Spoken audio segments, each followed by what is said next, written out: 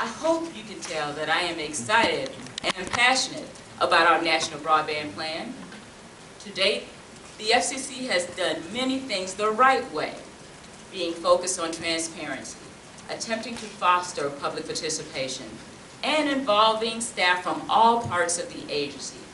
But if we are to end up with a successful product that reflects the view of American consumers, we must go out and find them, talk to them, and learn from them, and ensure that they are at the heart of everything we do, a central component of our analytical framework. Again, I thank the Joint Center for inviting me to speak, and I thank all of you for coming today. The FCC is eager to have your input on the National Broadband Plan, so I hope that we can keep this dialogue going.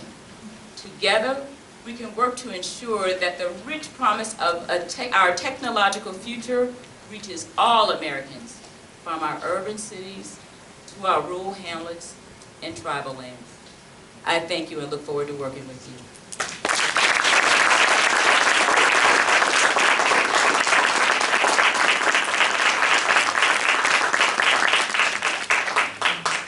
I want to thank Commissioner Clyburn for sharing those remarks, particularly at this time where, as a newly appointed commissioner, she's got a big job to do. One that she's got to figure out how do we craft a national agenda that will create the inclusiveness, and I believe from your talk, the human capital aspect of it. Many of us in this room that have been engaged in conversations about broadband tend to look at the technical side of the equation. How do we make it fast enough? How do we make it robust enough? How do we make it salient enough for people to actually get online? And what's nice about what we're beginning to see in this debate is that we're starting to look at people. And people are beginning to matter more in terms of how they take on to broadband to improve quality of life. So I would like to also just, again, if we can give a round of applause to Commissioner Mignon. We sort of rushed to judgment to ensure that she had this platform to provide her first analysis and understanding of what she wanted to do while in office, and we are very proud that she joined us. And again, I want to circle back as we begin to close up this program, and I'm going to sort of give a precursor to what we're going to do tomorrow. I want to go back and just think through the questions that Commissioner Clyburn put on the table that we should continue to take forward in the conversation at the Joint Center. Questions around utility, questions around benefits, questions around how do we begin to tell the story of people and match that with what we know is the reality that currently exists in this particular space. We will be better if we do this right now. I think some people miss that. We will be better if we do it right now. If we develop a plan or we allocate resources and they don't land up in the place that promotes adoption among people that are being left behind each and every day, not only will we see a broadband infrastructure that does not meet, I love the way you put it, the individual needs of people, but also fails to allow us as a nation to be competitive moving forward. So again, as the Institute defines our research agenda, we're very excited about reaching out to all of the commissioners in particular to find out what their viewpoint is in the areas of interest to us, so that we can ensure that people who live in marginalized communities, who are of color, or sometimes are not of color, but just are not adopting why they're not getting online. And that's going to be very significant to us moving forward. I wanted to do, just as we wrap up, a couple of things, housekeeping things. We had sent out an invitation with the Honorable former FCC Chairman Bill Kennard, who was going to be here. Some of you may know that he's in the middle of being confirmed for an ambassadorship position. He's coming to the reception. At the last minute was pulled away into a hearing, so we hope to see him. And he's the Vice Chair of the Joint Center Board, so we actually hope to see him shortly for the reception.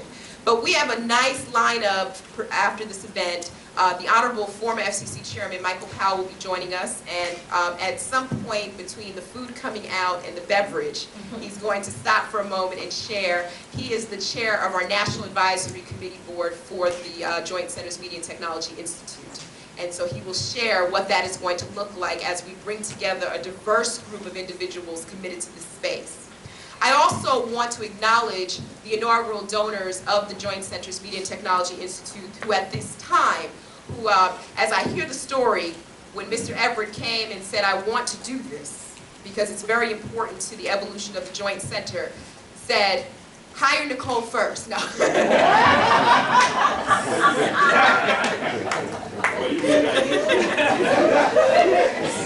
sorry. For those of you that don't know me, I'm sorry I'm misbehaving.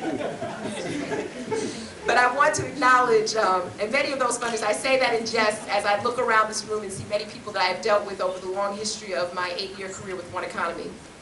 But many of those funders include Verizon, Comcast, CTIA, NAB, Microsoft, AT&T, US Telecom, and NCTA. And I say that to share, for those in the audience, that they believe in trying to get down to the nitty-gritty of what this actually means. What it means not only for industry, but for the country and for consumers. So we are looking forward to taking that investment forward, and we're not going to be shy about it as we move forward. And I also want to say, just for the record, if they're pressing the room, that we do honor the data of Pew. Their data has been groundbreaking and fundamental in creating, I think, the blueprint for why all of us in this room are curious of why people are online and why they are not. So we honor that data, and we again look forward, for those of you just joined in the room, to a joint partnership that we have with Pew coming up to look at some of the deep data that they've not explored around minorities and broadband. Tomorrow, some of you may have received this event, and we open this up for those of you that are in the room. We're actually doing something very special as well. And again, this is for those of you that are just getting to the event. The Joint Center was started nearly 40 years ago with the foundation of helping and training up Black elected officials. In particular, the premise of the Joint Center was to provide them with the training that they needed to advocate on the behalf of their constituencies. We feel at the Institute that it's worthwhile to honor that legacy, and one of the first reports that we will issue tomorrow will be a broadband imperatives report for African Americans, increasing digital adoption in communities of color.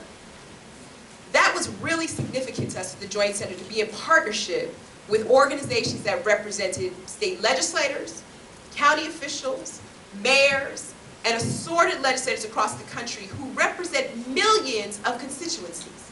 Through the 5 organizations that we partnered with alone, 3,000 legislators have come out of those organizations. And day by day, they're working diligently to ensure that they are bringing to bear the issues that they experience on a day-to-day basis in their communities. So we will be releasing that report tomorrow at a luncheon in this room, and the Honorable FCC Chairman, Julie Shenakowski, along with FCC Commissioner Michael Copps, will be joining us, as well as the Honorable Congressman G.K. Butterfield will be here as well, to talk through why that is so significant. And we open this up so that there is no confusion about the interests of the Joint Center, to everyone interested to unlocking this door to opportunity. And so I just wanted to ask Calvin Smyre to come up to mention a little bit about why these organizations have been interested in this, as just a taste to what we are doing tomorrow, and then I'm going to just tell you what's next. Let's give Nicole a hand. She lives as well, she lives a place.